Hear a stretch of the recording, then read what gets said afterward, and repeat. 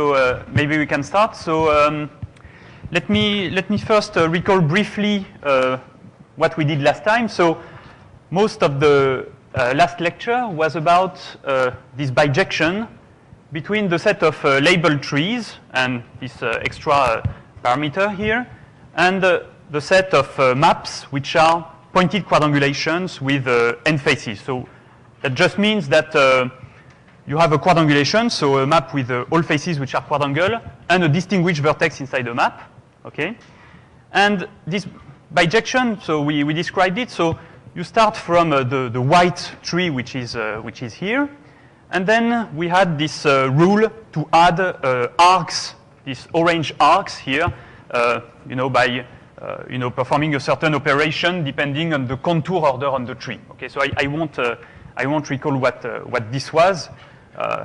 We had these successor operations, and so the construction had this nice feature that the set of vertices of the quadrangulation is precisely equal to the set of vertices of the tree, plus an extra distinguished vertex that does not belong to the set of vertices of the tree.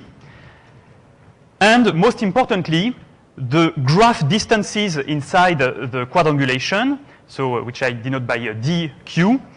So the graph distances to this distinguished vertex v star were described by the labels of the tree. Okay, so by this formula, which was distance from v to v star is equal to L of v minus the minimal label inside the tree plus 1. Okay, and that's what we did last time. And using this, so the last result that we presented was a result about convergence of the so-called radius of the map. So when you have a quadrangulation with a distinguished vertex, you can define the radius as the maximal distance from this vertex to any other vertex. Okay? And we showed that if you take a uniformly distributed random quadrangulation and take conditionally on this one, take a uniformly chosen vertex in the set of vertices of Qn, then the radius of Qn from this vertex and rescaled by basically n to the 1/4, it converges to this functional of the Brownian snake, okay, which describes the limit of uniformly random objects in Tn, okay, by this formula. You just have the so-called, the diameter of the image of Z, okay, supremum of Z minus infimum of Z. So in the sequel, I will often, use this kind of supremum and infimum. So I will just denote them by Z with bars. Okay, this is going to be a standard notation in this lecture. Okay, so what I want to do today is to give you first another scaling limit result, quite in the spirit of this one, but slightly more complicated. Okay, and then I want to really go into the core topic of the remaining lectures, which is the convergence of Qn, but seen as a metric space and in the Gromov-Hausdorff sense that was described in the second lecture. Okay, so so the first part of this lecture will be the so-called let's say 2-point limit or 2-point scaling limit.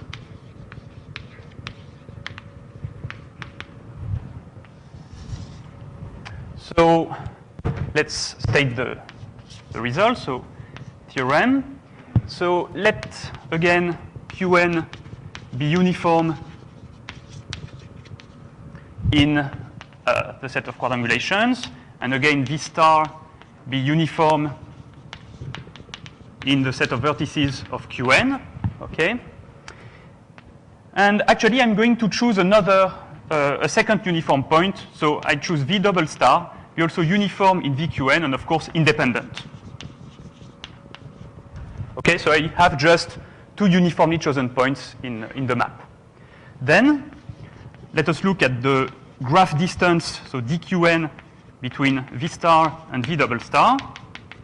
And the claim is that, of course, again, these distances will rescale as n to the 1/4 with this scaling 8/9 to the 1/4, and converge in distribution as n goes to infinity to the supremum of Z, so Z bar. Okay. So, so of course, you know, even not knowing how to prove this result, it's coherent with the previous one because obviously the scaling limit arising here is larger. Okay, it's the supremum minus the infimum. Here you have just the supremum, and indeed V double star has no reason to achieve the radius. Okay, so this is very natural. Okay, so why 2-point scaling limit? So it's very loosely speaking, it's related to what would be called sometimes in physics as the limit would be the 2-point scaling limit for quadrangulations because basically you choose two uniform points and look at a certain observable of these 2 points, which in this case is the geodesic distance. Okay.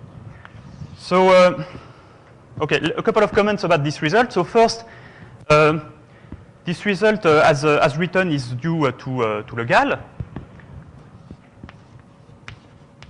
It was very much in the spirit. In fact, so okay, so this result by Chassin and Schaeffer, actually they obtained other results about the so-called profile of the map, which is basically the distribution of the volumes of all the spheres from this point, and in some sense, this result is very much related to this one as well. So another comment, which I could have already done last time, is that, so you know, I decided to focus on quadrangulations, basically because, as we saw last time, quadrangulations are very easy to enumerate. Okay, there is a very simple formula and for the number of quadrangulations, and it turns out that from the bijective point of view, they are related to the simplest class of trees that you can imagine, or of labeled trees. Okay, these are really very simple objects. But of course, you know, if you are interested in studying random geometries and so on, you know, maybe the most natural thing to do would be to say, let's take a random triangulation and look at the geometry of this object. Okay, but it turns out that most of what I'm talking about in these lectures and most of what's going to happen in the forthcoming lectures actually hold in a much broader context. So remark. So this and result to come.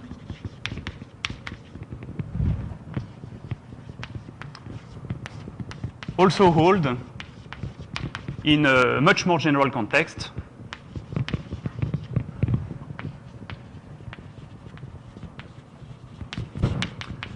So meaning, for instance, triangulations, or more generally, p-angulations, for p larger than 3. So I think this should be self-explanatory. Okay, p-angulations are just maps in which all the faces have degree p, and we basically take them uniformly at random, say, or more generally, mixed models. Okay, where you have, say, pentagons, triangles, squares, and so on. Okay, and so the point is that I mean this is made possible by another family of I mean a whole family of bijections generalizing the Corey-Vauquelin and Schaeffer bijection, and so this is using bijections by Boutier, Di Francesco, and Gitter. Okay, so again, you know, for the rest of these lectures, we'll only focus on quadrangulations, but really should bear in mind that most of these results are really universal results in the sense, you know, in the same kind of sense as Brownian motion is the universal limit of random walks. And of course, what happened is that, you know, if you change your family, you will always obtain the same functional of z in the limit, but maybe, of course, with different scaling constants. Okay, so this is a small side remark here. Okay, so let's prove the theorem. So Okay, so first of all, as usual, I mean, as will be usual in the rest of the lectures, we can assume that Qn V star is actually equal to the Schaeffer bijection applied to a certain random tree Tn ln epsilon, okay, where Tn ln is uniform in Tn. Okay, that was something that I stated last time.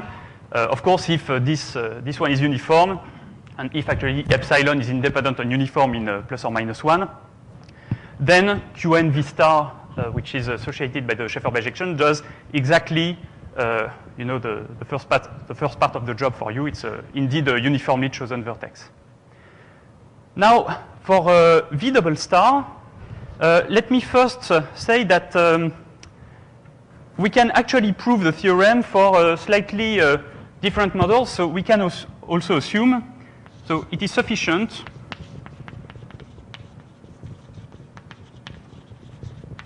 to prove the theorem for V star, which is uniform in, the set of vertices of Tn distinct from the root conditionally given Qn and V star. Okay? So recall that, so you have this tree here, you associate Qn and V star, and the claim is that, of course, if you take a second vertex uniformly at random, well, the chance that this vertex is either equal to V star or equal to the root of the tree is very small, okay? So this is just saying that the probability that V double star belongs to V star and the root of Tn, conditionally given Qn V star, well, this is equal to, this, which is 2, over the total number of vertices, okay? And this goes to 0 as n goes to infinity. Okay? So in fact, I'm going to assume that V star is indeed uniform in this slightly smaller set. So this is really the set of vertices of Qn, except these two vertices. And now there is a little trick actually to give a nice representation for this vertex. So recall that Tn is encoded by the dig path Cn. Okay, so say if you have a tree here, then you have the corresponding contour function or dig path, which does something like that.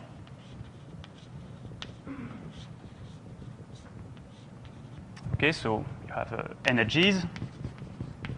This starts at 0 and ends at 2n. And, well, what you can do is, for S, a real number between 0 and 2n, we let angle bracket of S so be equal to the integer part of S plus 1 if Cn has slope plus 1 at time to the right of S, okay?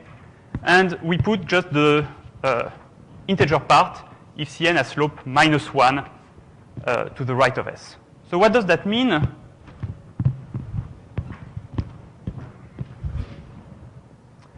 So what does that mean? So basically, if you are at a time where the contour process is going up, then you decide that you make a little jump from S to the next integer.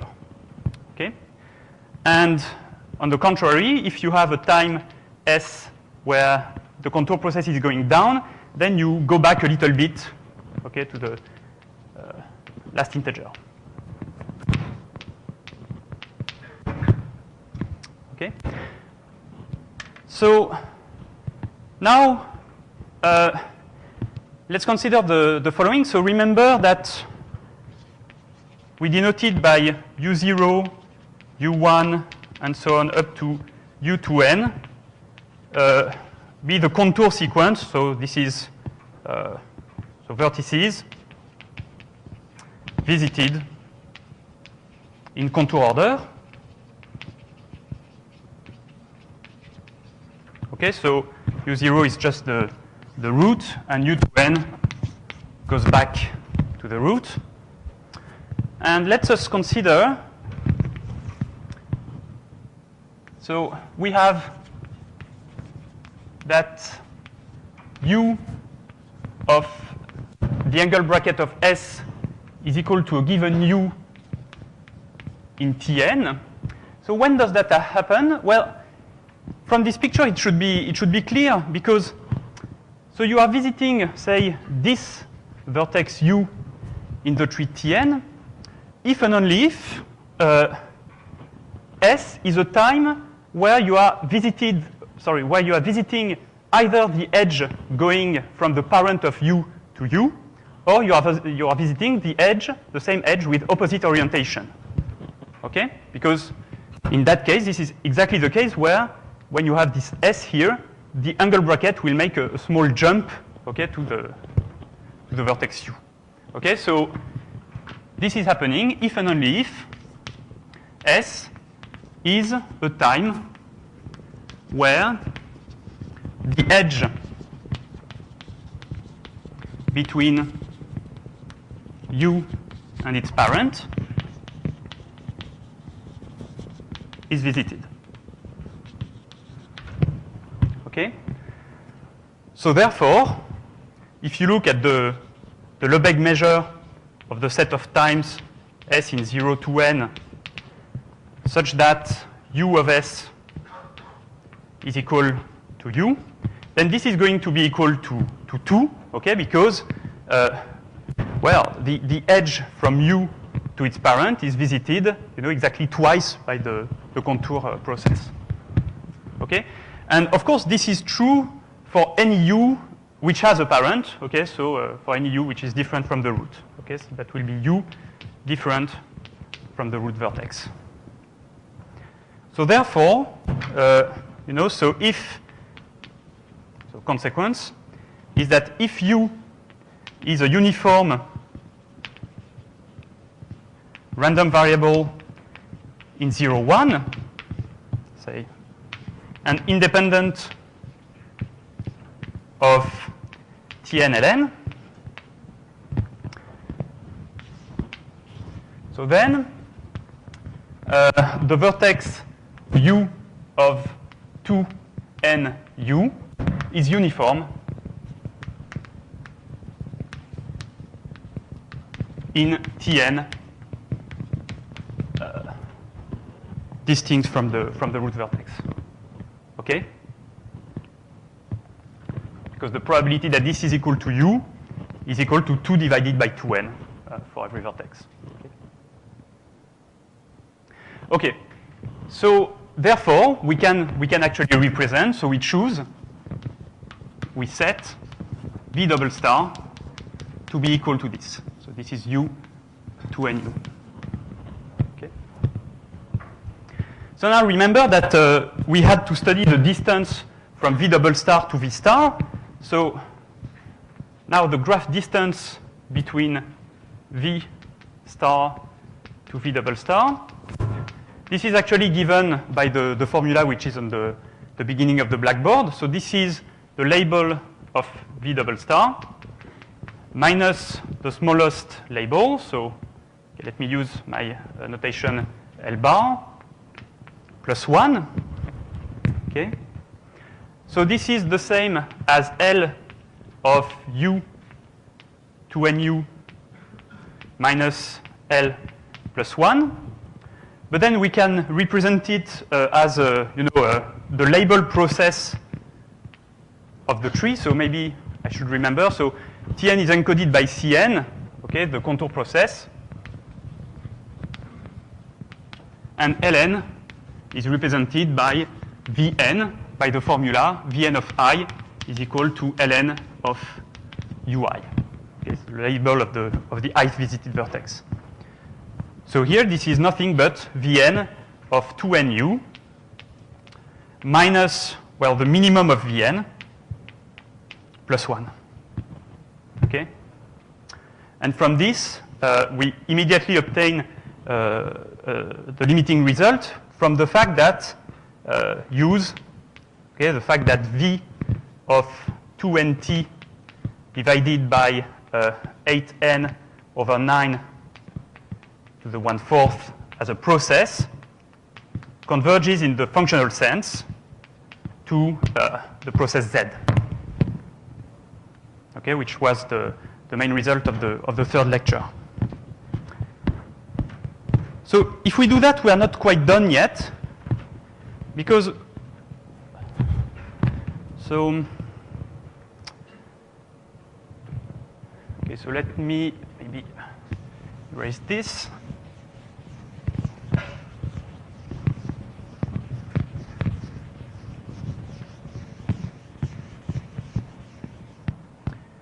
So we're not quite done yet, because if we apply the result, so, well, of course we have note that the angle bracket of S is not far from S. I mean, just by definition, the angle bracket is less than or equal to 1.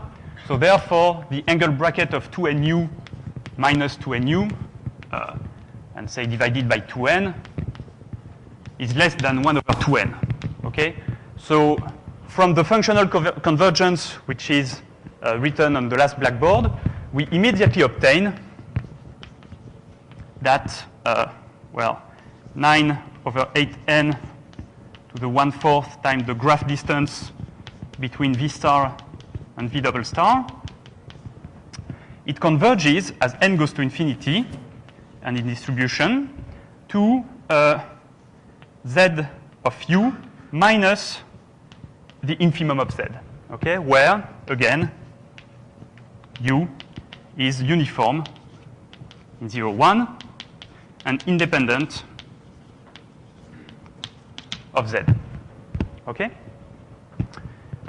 I mean, this is really what passing to the limit in this equation does for you, okay?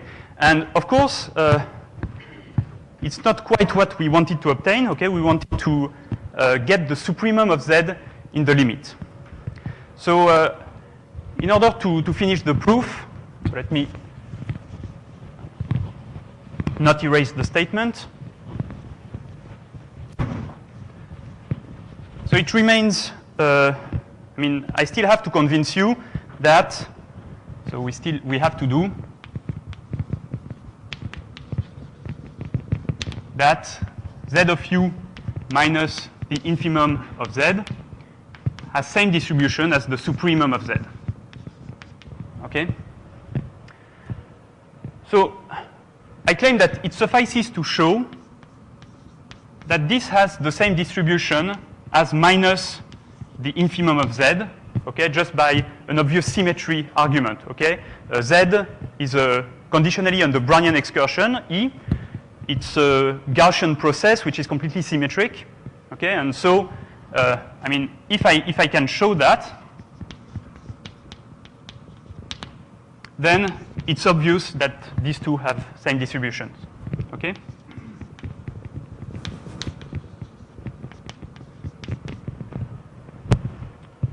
Okay.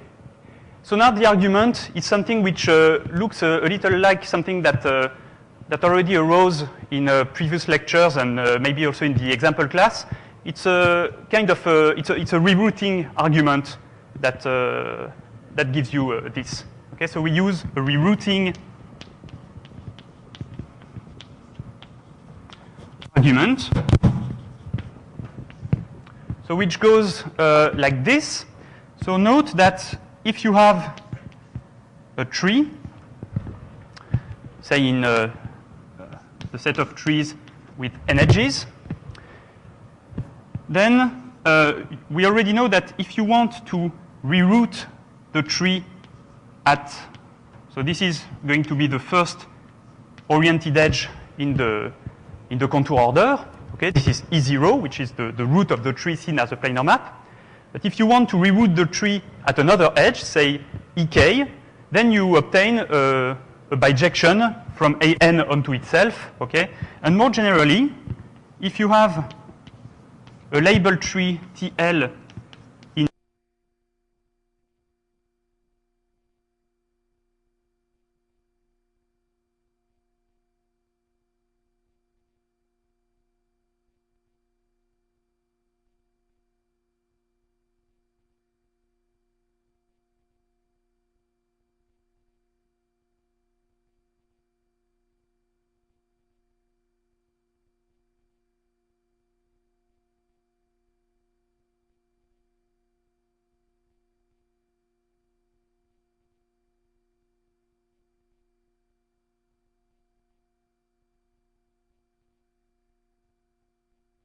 the label function on this new tree is equal to 0 at the root.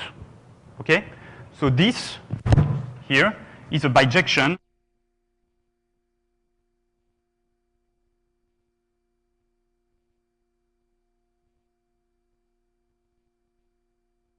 for measure.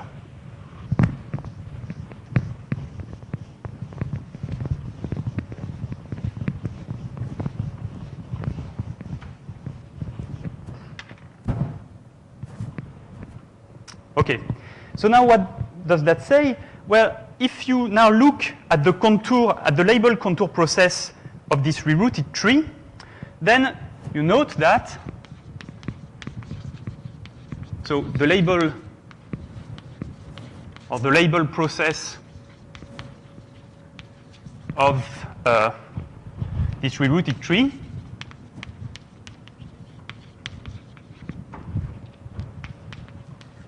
well, this is just going to be equal to the label process, but shifted by k.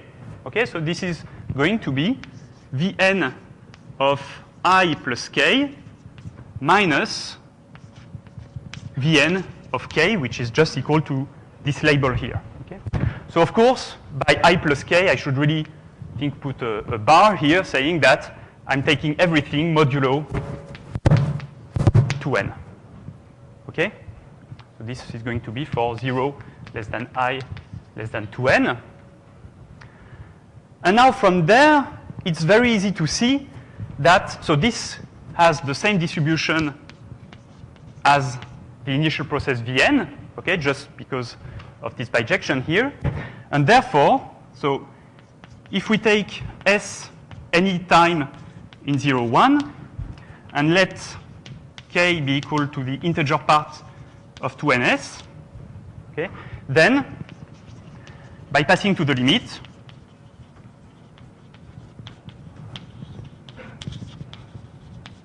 so of course, passing to the limit is really using this this convergence result here. So passing to the limit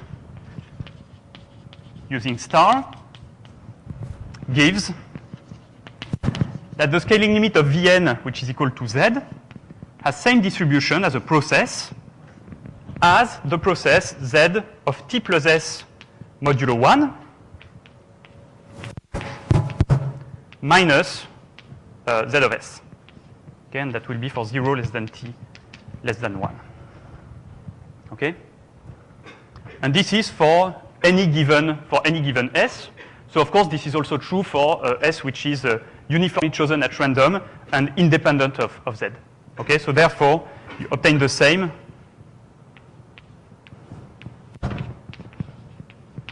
Get the same for s replaced by u. Okay, and now it's done because if you look at the infimum process, if you look at the global infimum of these processes, then what do you get? So you obtain that the infimum of z is equal to the infimum of z t plus s, so that will be for 0 less than t less than 1, so t plus u modulo 1 minus zu. Okay? And this is what we had to prove.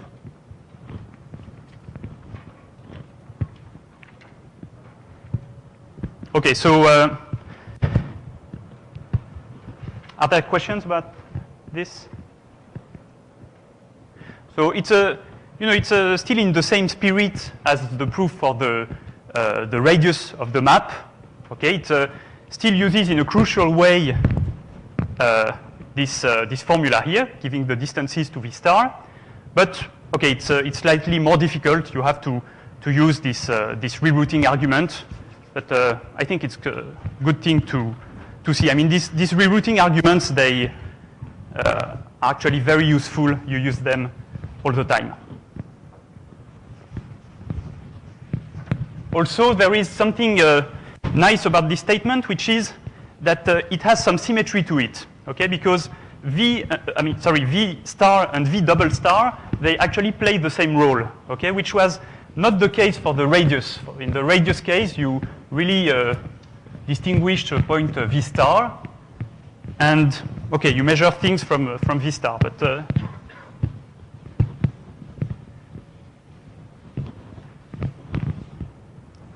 so in a sense, this result has a lot more symmetries to it. Okay. Mm-hmm.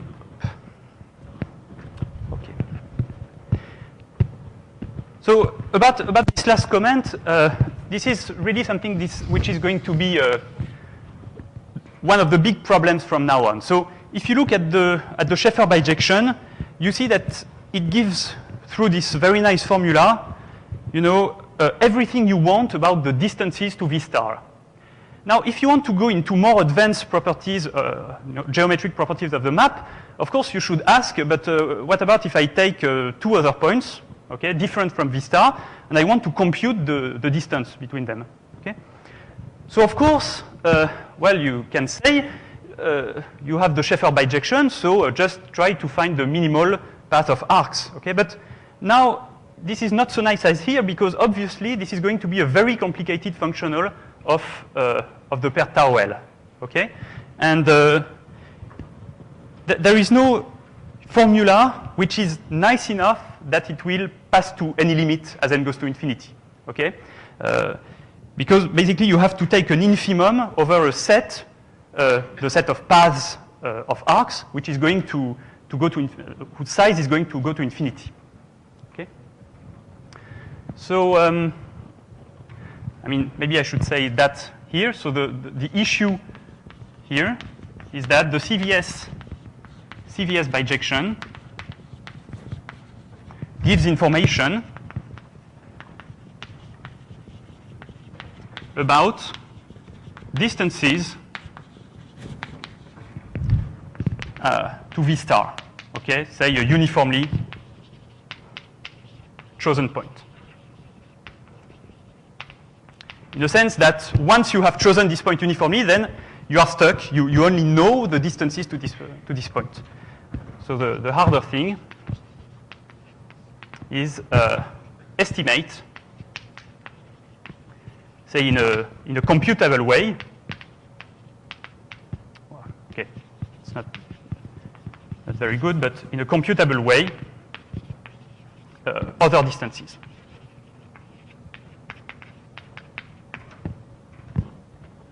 Okay. Okay, so now the rest of the lecture, I will try to convince you how you can show that this space, Qn, with the graph distance rescaled by the proper factor, which is n to the 1/4, converges in the Gromov-Hausdorff sense to a limit. Sorry, in the Gromov-Hausdorff sense, yes, to a limit, but at least up to taking sequences. I'm going to show you a kind of compactness result, showing that, in a sense, these spaces, properly rescaled, do not explode, in a sense. Okay. And so in order to do that, I will have, actually, to estimate distances from a particular point.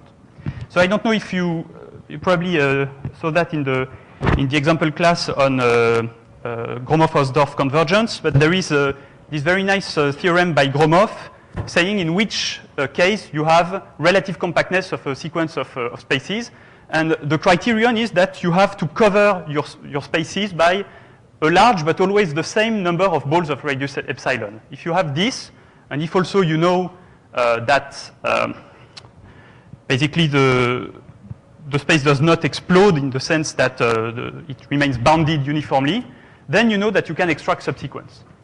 But in order to know if the space can be covered by balls, I really do have to estimate distances from any vertex to any other. Okay, and this is the purpose of the second part. So say A bound on distances in quadrangulations.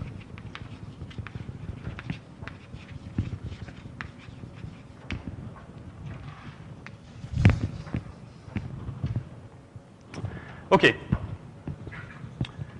So maybe I can directly state a proposition.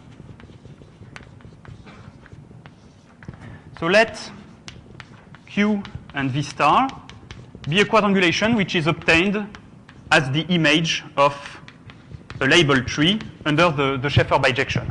Okay, so this is tau L belongs to Tn, and let V be the label process of tau L.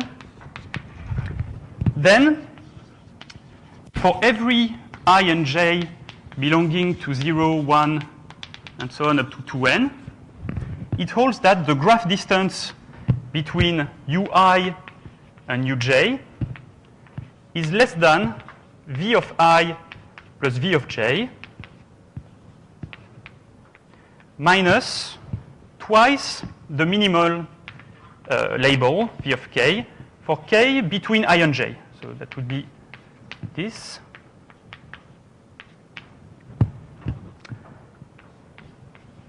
Plus 2.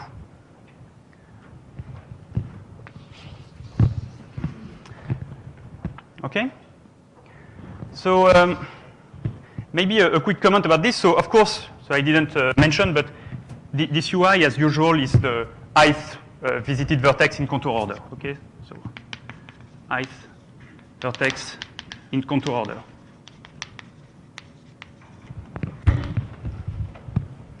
So if you look at this bound, what you immediately see that maybe this bound is good, but it's not too good. Okay, because if you remember this kind of formula, it's exactly actually something which was called the distance dv of ij plus 2, where v is the tree distance coded by the function v. Okay, you remember that for any function g, you can define the pseudometric on the set of times where g is defined by a similar formula.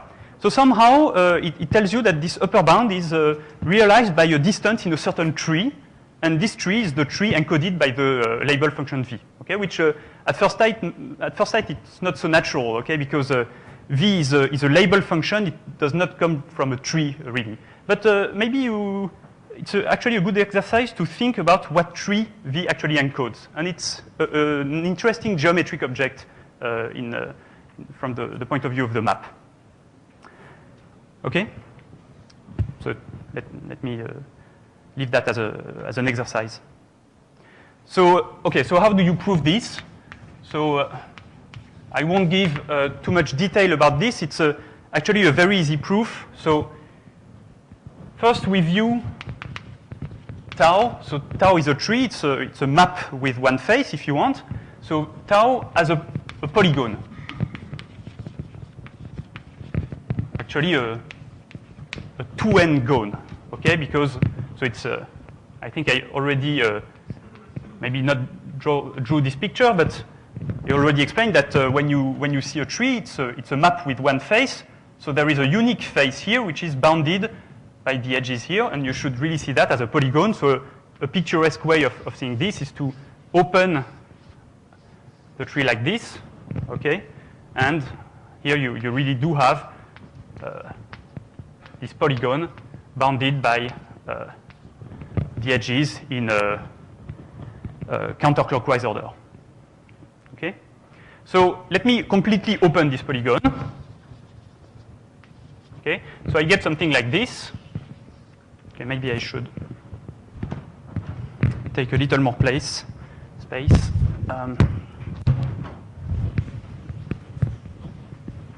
So you completely open this polygon and you obtain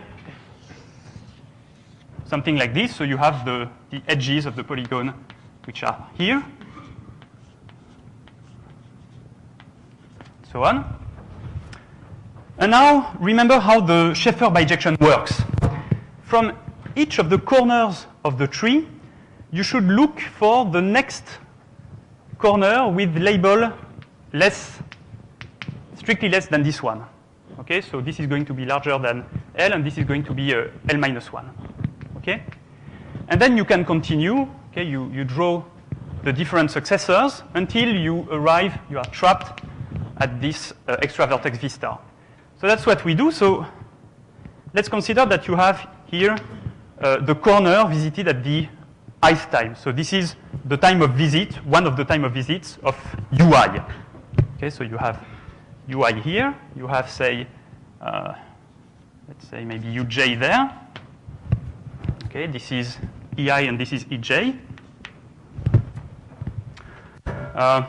Well, okay, maybe for definiteness, let me assume that I is less than J. The situation is actually symmetric here.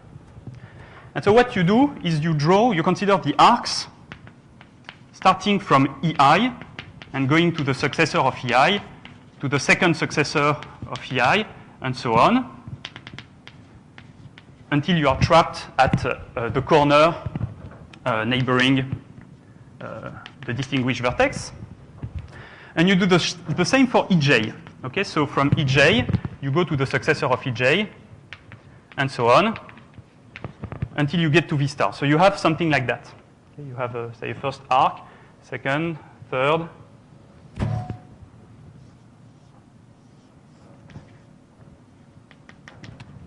I hope that it's not too hard to see.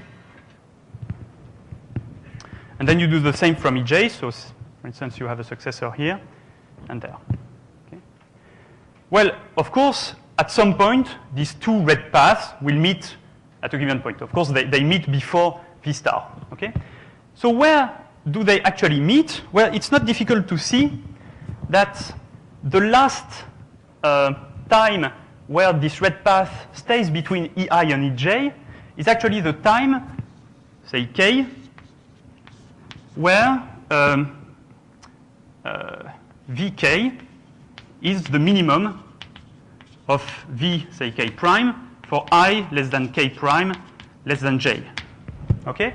Because these arcs, they are, first passage times at, labels going down from this one. Okay? So therefore, it will go to a corner with a minimal label between EI and EJ. Okay? And actually, it will go to the first that it encounters.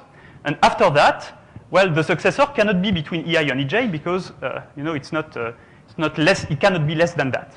Okay? So therefore, if you look at EK and then the successor of EK, so this is S of EK, okay, you have a first red path.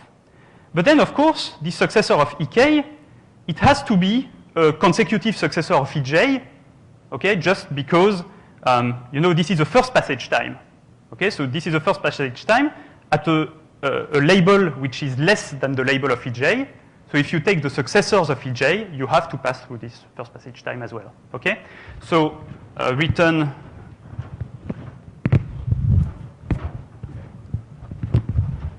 I won't give a completely formal argument. I mean, this would be maybe a little fussy. I don't know. So.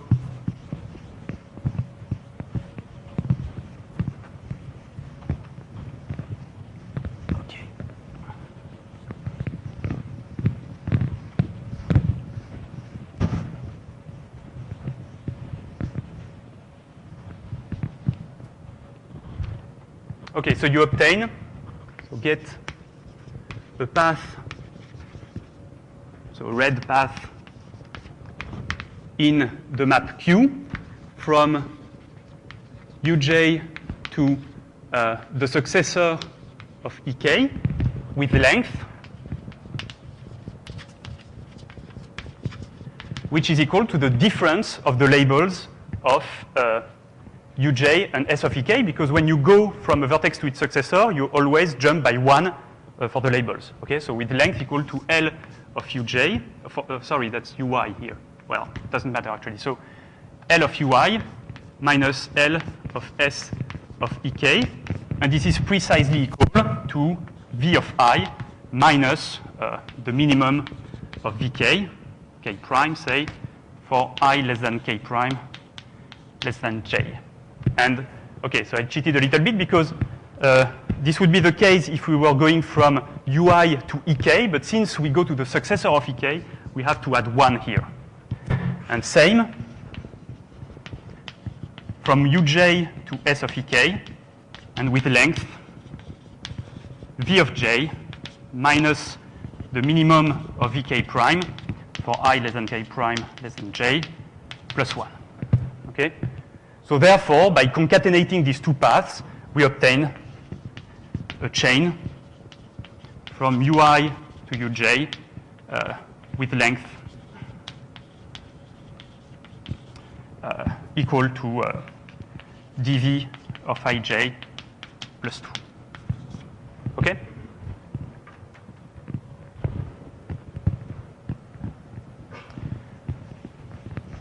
So this is a rough upper bound, but it's going to be good enough for proving, in some sense, obtaining the Gromov criterion for maps. Okay?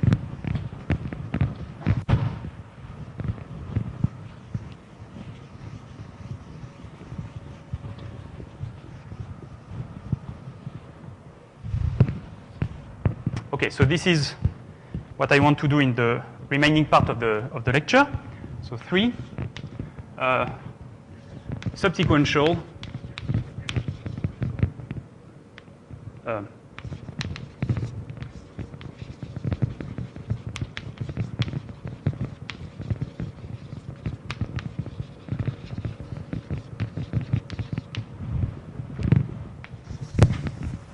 okay.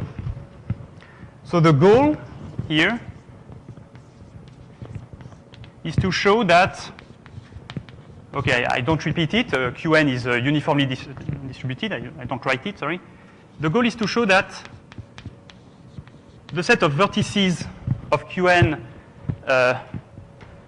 viewed as a metric space by looking at the graph distance and rescaled by n to the minus 1/4 converges in distribution as n goes to infinity to something, okay, at least along some subsequence nk.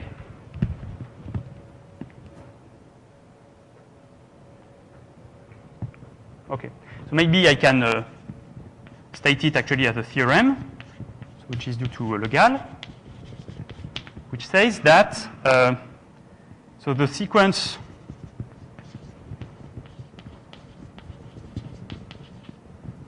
of laws of distributions of these spaces, okay, of VQN n to the minus 1/4 d of Qn, so n greater than or equal to 1, is tight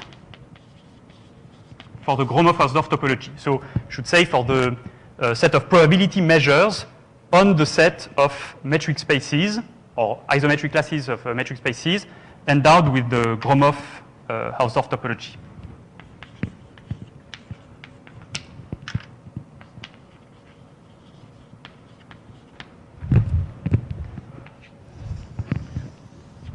Okay, so a way to do this could be to try to apply the Gromov compactness criterion directly to these metric spaces, and it's actually completely feasible. But in fact, what I'm going to do is something maybe a little more detailed, in the sense that you know, just as for trees, which are, you know, we don't define tree ex nihilo. We define, you know, for instance, continuum trees. They were first defined as a certain quotient of a space, okay? And one of the motivations was that it's always nice to have an encoding of your metric space, of your random spaces by always the same sort of parameter space. And I'm going to do a little bit the same here. So I'm going to not look at these sets as, you know, I don't know, dematerialized spaces. I'm going to somehow fix a parameterization for them. Okay.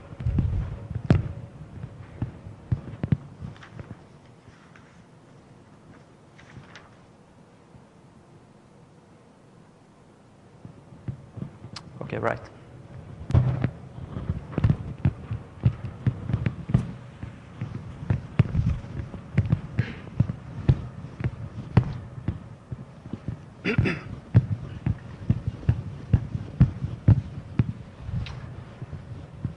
Okay, so how do we do this? So first of all, let us assume, as usual, that Qn, okay, is the image of a uniform labeled tree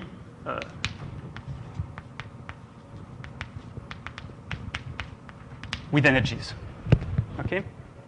And now I want to really view Qn, so the set of vertices of Qn distinct from the distinguished vertex is really equal to the set tau.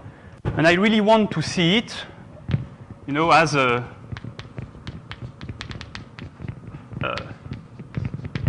as the set 0, 1, 2 up to 2n, okay, where the, I mean, this is not, of course, a bijection or something, but you know that you can encode the vertices of tau, of Tn by integers. Okay, so we let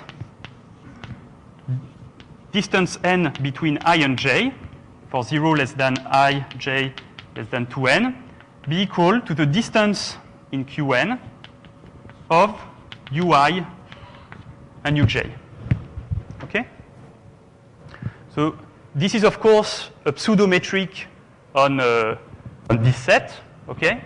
And it's, of course, a little pedantic to view it in this way, but you know, you can really view the quotient space 0, 1 up to 2n by the equivalence relation identifying I to j, I with j when dn of ij is equal to 0 and endowed with the distance dn. This is isometric to Tn with the graph distance on Tn.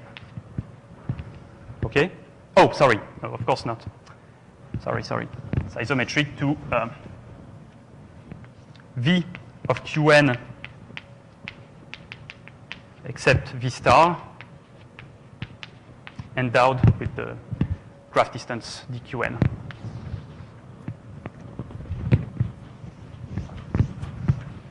Okay, in this way, I mean, the maps Qn, they are really parameterized by a fixed space 0, 1, 2 to n. Okay? Now we want to consider a sort of function, functional version of these distances. So we actually extend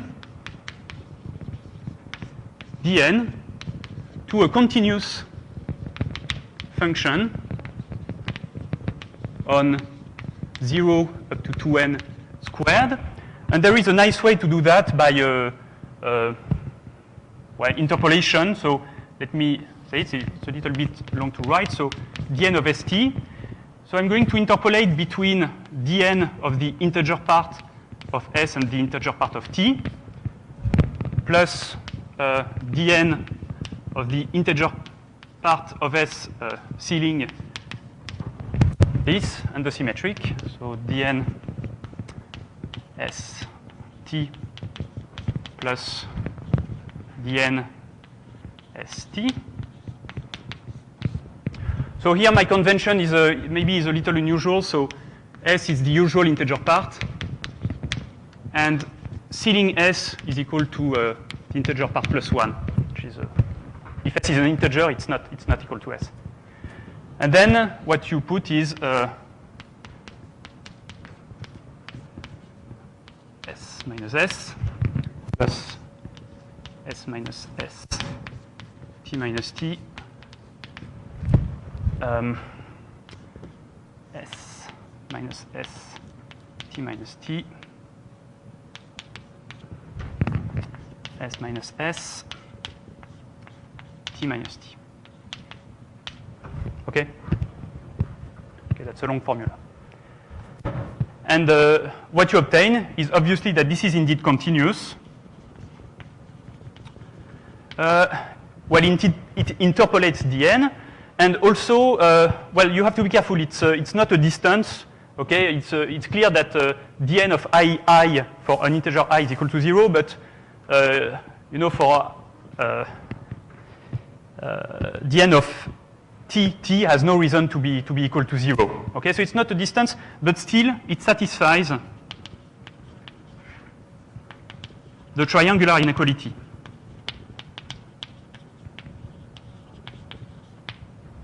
Okay? Okay, so that's the first thing. The second thing that I will need is, well, to translate the upper bound that is over there. So I will define dn naught of ij to be equal to vn of I plus vn of j minus twice the minimum of vn of k plus 2 for k less than between I and j. Okay? So therefore, we have dn less than dn naught, okay, just by the lemma, or the proposition which is here. And then it's very easy to see that the similar extension of dn to 0 to n squared still satisfies this. Okay, so we also extend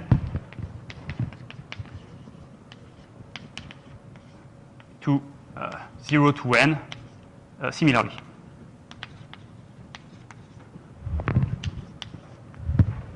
Okay, so this is also a continuous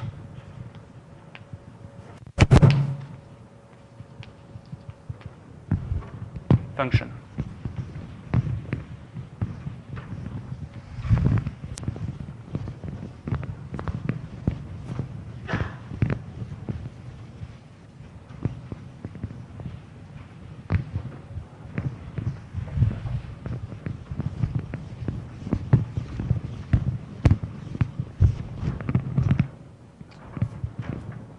Sorry.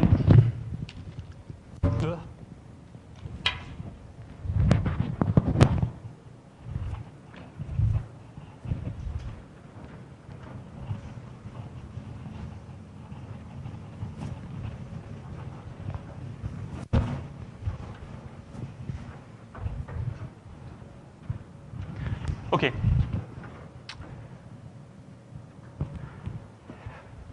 Okay, and last thing, I consider renormalized versions of them. So let's finally dn of st, and that's now going to be a function defined on 0, 1 squared.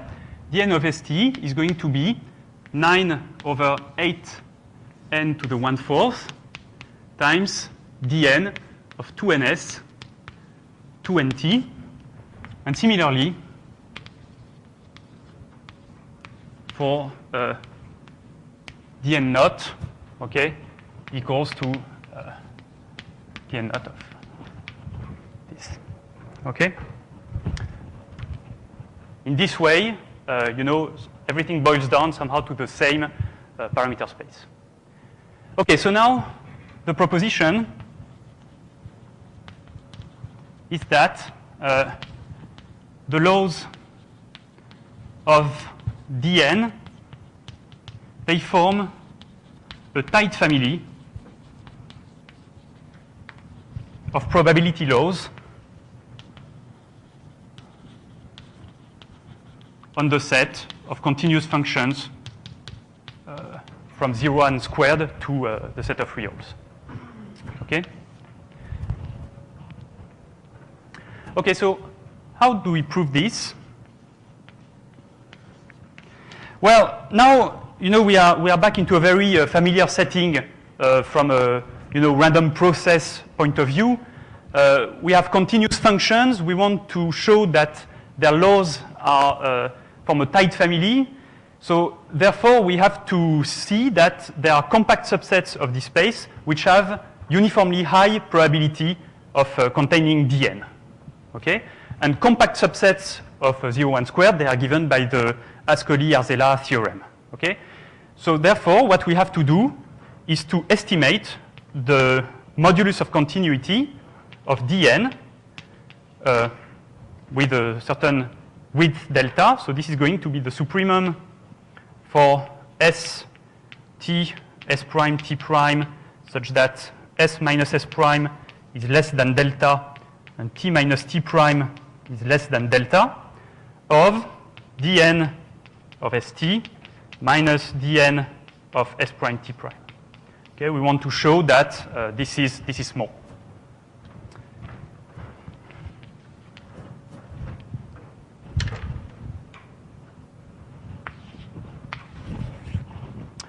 Okay, so how can we estimate this? Well, first of all, we can bound this in a very simple way by the triangular inequality. Okay, we can introduce Dn of S prime T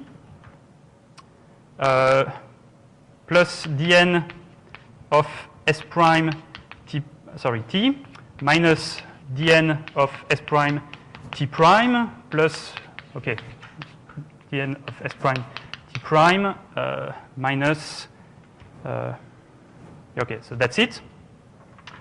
And then we can use the triangular inequality.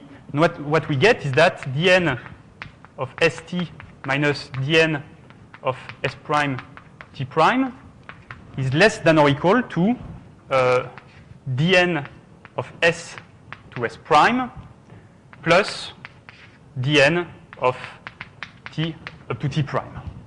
Okay. Actually, there are two cases to consider, but it's a very simple fact. So therefore, I mean, by using the upper bound, this is going to be less than Dn0 of S to S prime plus Dn0 of T to T prime. Okay? So therefore, you have that omega of Dn delta is less than twice the supremum for S minus S prime less than delta of Dn0 of SS prime. So what you get is the probability that the probability of the modulus of continuity of Dn larger than some eta is going to be less than the probability that, okay, so let me call this omega of, okay, that's not a very good notation. So let's say omega tilde of Dn naught delta. So this is going to be less than the probability that twice omega tilde of Dn naught delta is less than, is more than beta.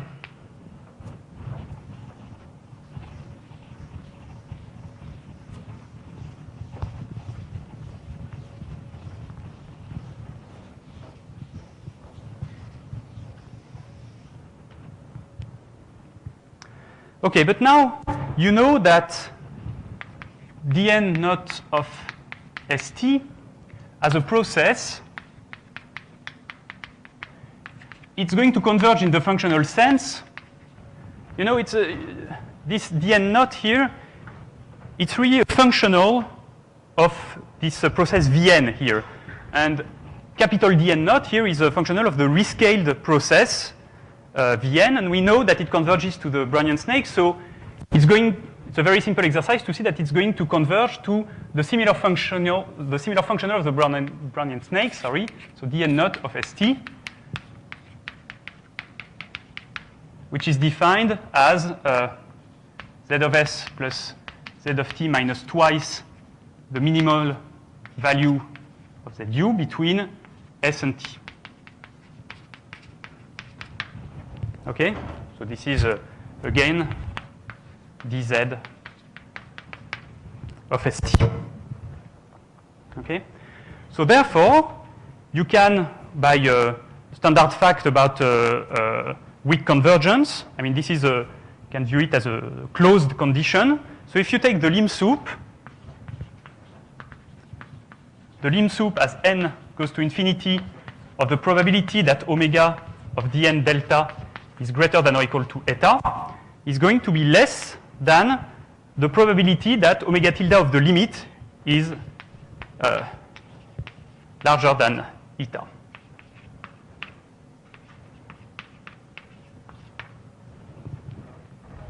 Okay? And this, well, of course, since d naught here is a continuous process, the modulus of continuity as delta goes to 0 is going to 0. So therefore, this is going as delta goes to 0 to 0. Okay? So therefore, maybe I can try to write it here. So therefore, let's say for every epsilon strictly positive and for every k larger than 1, there exists a delta k strictly positive such that for every n, this probability of omega of dn delta k greater than, let's say, 2 to the minus k. So, okay, I'm taking here eta to be equal to 2 to the minus k, and I know that if delta k is small enough, for every n, this is going to be as small as I want. So, for instance, smaller than epsilon times 2 to the minus k. Okay?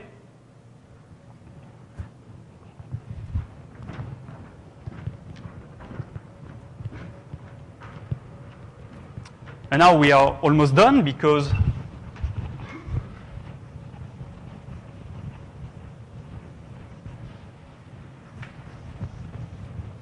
if we sum these over k,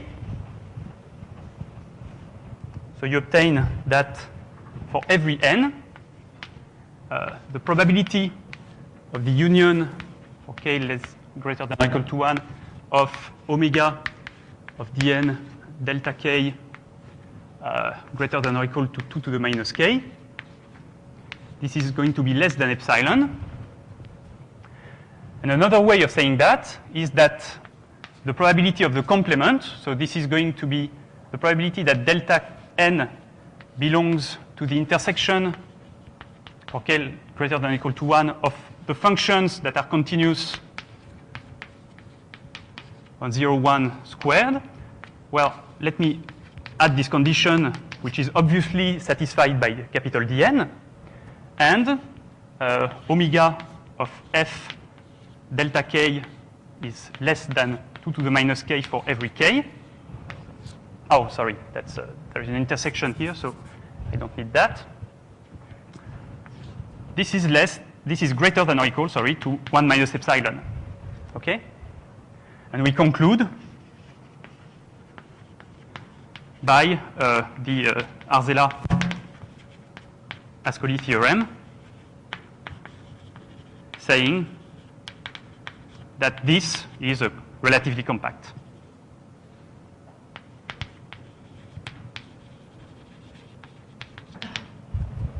As written, it's actually compact. Okay, because this class of function is equicontinuous, and it has a slice which is compact.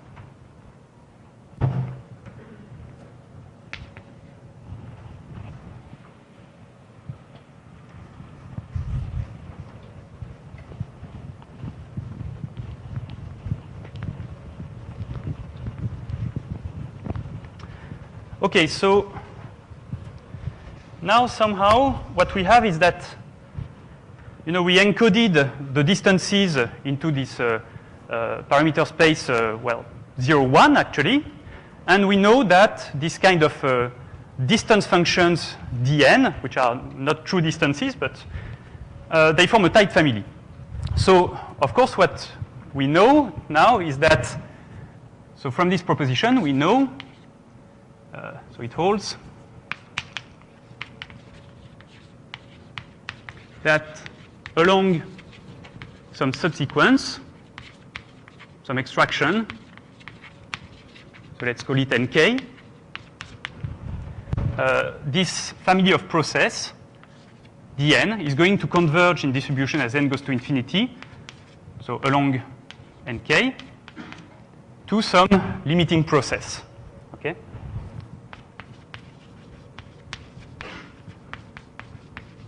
Random process in the set of continuous functions over 0, 1 squared. Now, of course, it's very natural to view this limit as a distance on 0, 1, which is going to provide for me the Gromov-Hausdorff limit of the space I started from, okay, Qn with rescaled distances. So what is easy to see, so you can check that D is a pseudo distance on 0, 1 squared. So it was not the case for capital Dn because it was not separated. But I mean, now this is very easy because you know that D of St,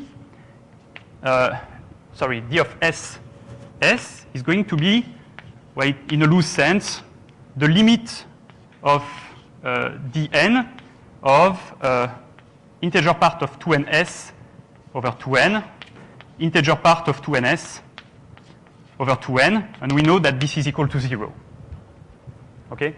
So actually, you need a little more than what I've written here because the limit here is going to be a limit in distribution, and so you obtain that, say, for every rational s, this is going to happen, and then by density, this is going to be true for all s. Okay?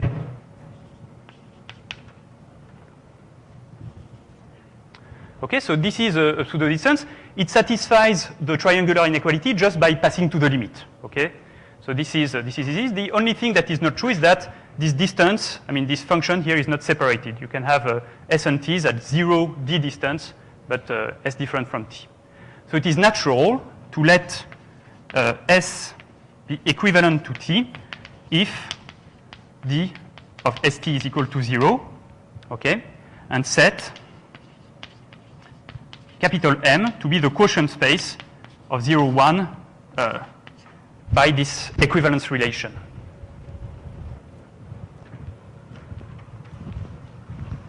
Okay.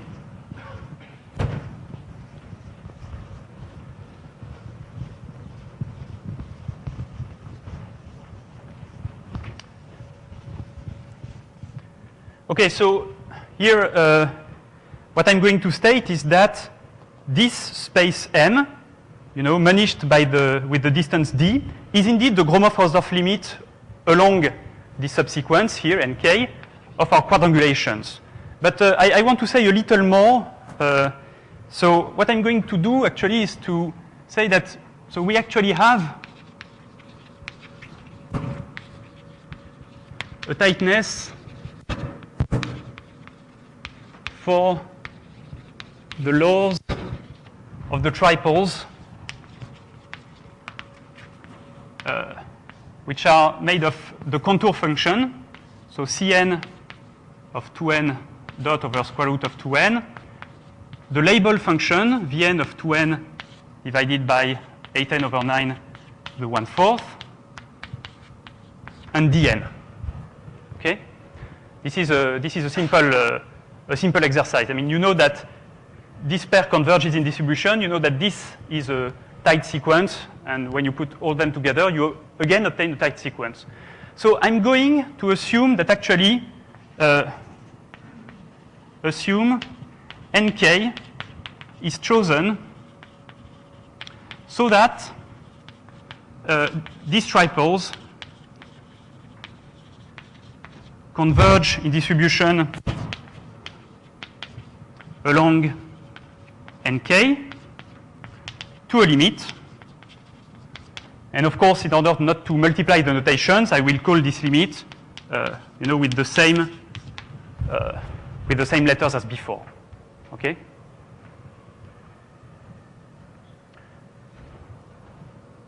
So of course, okay, maybe I can stop for 1 minute here and make a comment on this. You know, I've been interested only in tightness and extracted subsequences. A natural thing to guess would be that D is actually a certain functional of this pair here, of which we know the law explicitly. Okay? But for now, we don't know anything. We don't know about, you know, we don't know how this distance D here is coupled with E and Z. And a priori, there could be several distinct couplings, okay? Which of course is conjectured to be not the case.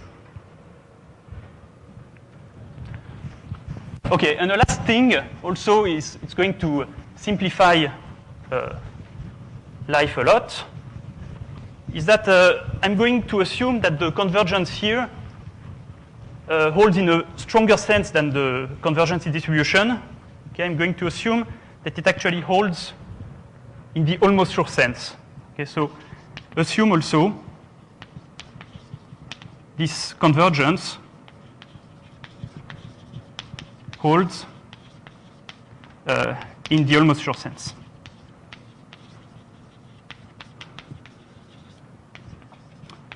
And of course, I'm allowed to do that. That's a trick that was already used by Jean-François by using the Skorokhod theorem. Skorokhod representation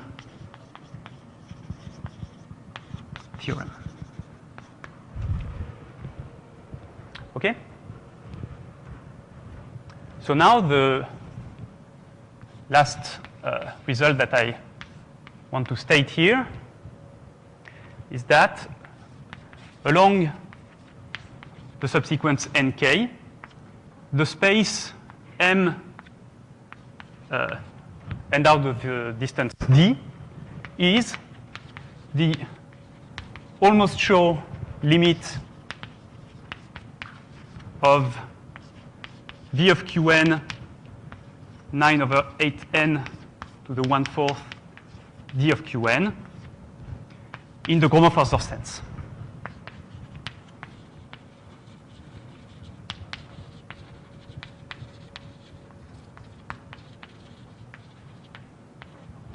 And actually, let me also complete a little bit this statement by adding that if also S star is a time in 0, 1 such that Z of S star is minimal, so a time at which the infimum of Z is attained, then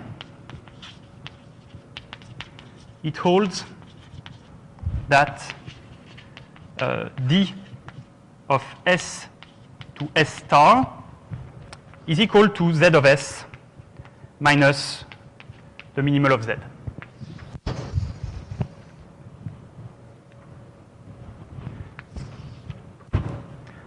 Okay?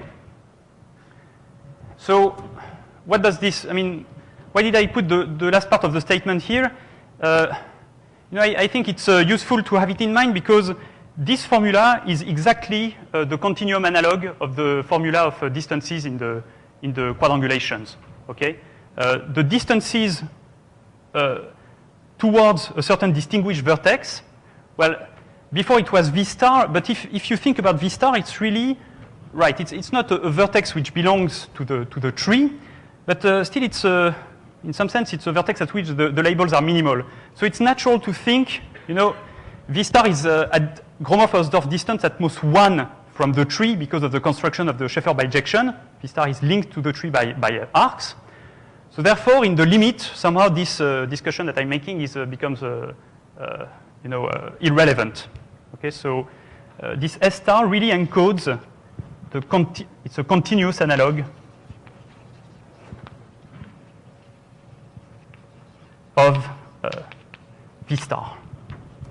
Okay, and therefore this formula here is the same as before. Okay, so if you want, not only I have a convergence, but also I have a coding of the limiting space by 0, 1, which is much like the coding of the tree by the contour sequence. Okay, but I think probably Jean-François is going to comment a lot more on this next time. So let me prove this statement. I'll probably finish with this.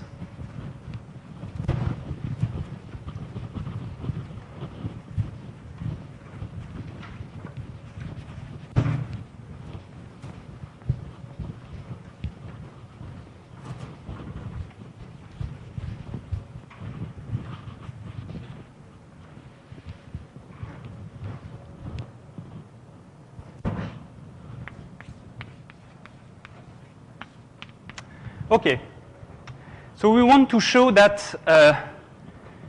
this is the limit of that in the Gromov-Hausdorff sense. And what tools do we have to estimate Gromov-Hausdorff distances? Well, you know, the most practical tool that you have in mind, of course, is to use correspondences. Okay, so we have to construct. Okay, so first of all, so it suffices to prove the statement with V of Qn minus V star instead of V of Qn, okay? And the reason, it's very simple, it's that the Gromov-Hausdorff distance dgh between this managed with the graph distance and the whole space V of Qn with the graph distance is obviously less than or equal to 1, okay? Because, well, that's something that I said before. This vertex V star is linked to the rest of the vertices by at least one arc, okay? So therefore, you have you have a trivial embedding, of course, of this space in this one, for which the Hausdorff distance is less than 1. It's actually equal to 1 in this case, but of course, you could do better than that, okay? So when you rescale distances by n to the 1/4, you obviously obtain something that goes to 0. Okay? So I'm going to focus completely on this space. Okay, so we want to construct, so we can also recall that V of Qn minus V star, D of Qn, we can view that as 0, 1 up to 2n, quotiented by this equivalence relation dn equals 0 with the distance dn. Okay? So what we have to do is to construct a correspondence between this space, or actually this set here, and M. Okay, so we construct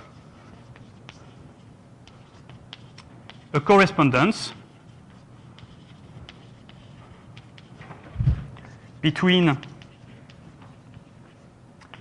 0, 1 up to 2n quotiented by dn equals 0 and m.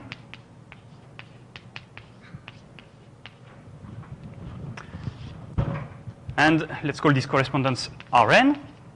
So how is it defined? So, okay, so maybe first of all, let's call 0 up to 2n to the quotient space. Let me call this the canonical projection Pn, and similarly 0, 1 into M, I call this projection P. Okay? And recall that a correspondence is a subset of the product space of these two guys, such that for every S in this space, I have some T that St belongs to the correspondence, and vice versa. Okay, so the correspondence is defined in the following way. I say that Pn of I and P of S belongs to the correspondence Rn if and only if I is equal to the integer part of 2ns. Okay? And I leave you as a straightforward exercise to check that it's indeed a correspondence. Okay? Now, we want to estimate the distortion of this correspondence. Okay?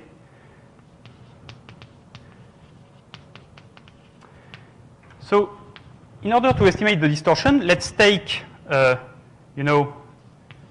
of I P of S and Pn of J P of T belong to the correspondence. And I have to estimate the difference of the distance between these two guys and these two guys for the proper metrics. So I'm looking at 9 over 8n to the 1/4 of dn of Pni, Pnj minus capital D of P of S, P of T. Okay? And actually, I'm taking the supremum over all these.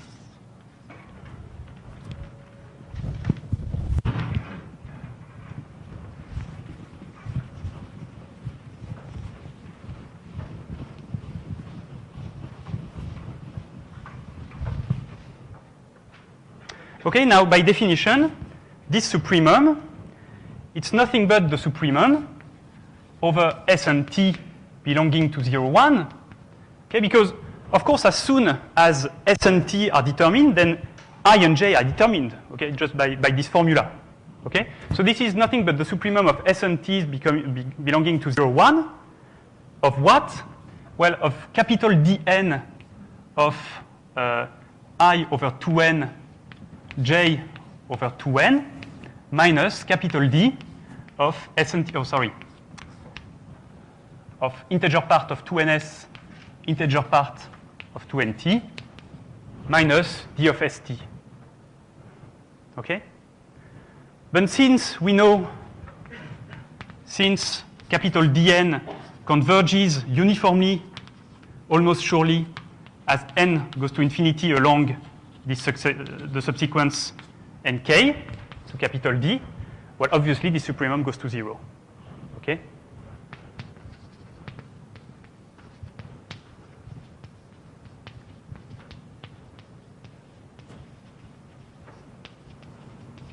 Along the subsequence. Okay? So therefore, we obtain that the distortion of Rn goes to 0, and hence the Gromov-Hausdorff distance between V of Qn minus V star with the distance dn renormalized by 8n over 9 to the 1/4 and md converges to 0. Okay? Any questions? Okay, so in order to finish, let me make a very brief comment. Okay, so what we managed to do up to now is to construct, limits in a strong sense, in the Gromov-Hausdorff sense, towards, managed to construct these limits along subsequences. Okay, so somehow the program, if you want to show that V of Qn n to the minus 1/4 dqn converges to some limit, say, okay, I should say, let's call it differently, let's say SD. You have a 3-step program, which is one, proof tightness.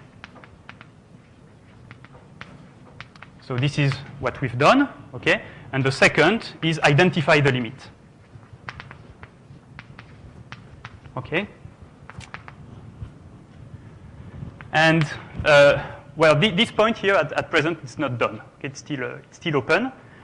However, it turns out that there are many properties that are going to be true for any limit of the form that was constructed during this lecture. Okay? So, a first step in the program 2 is to identify at least some properties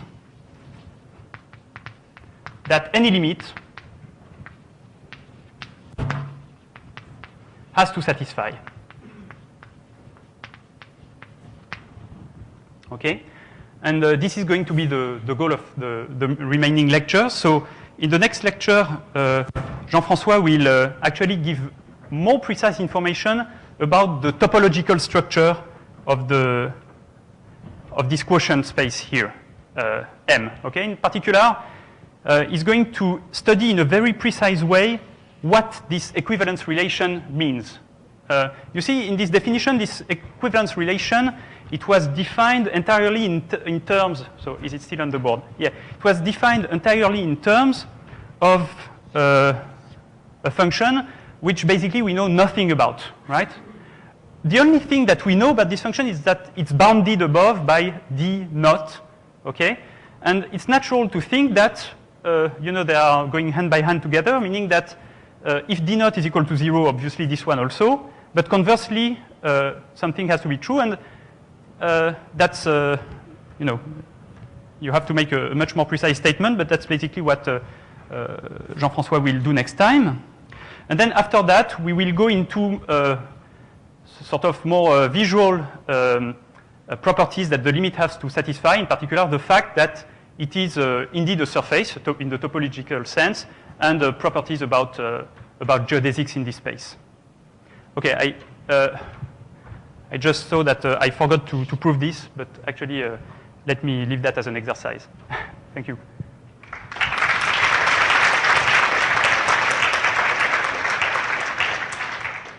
Questions?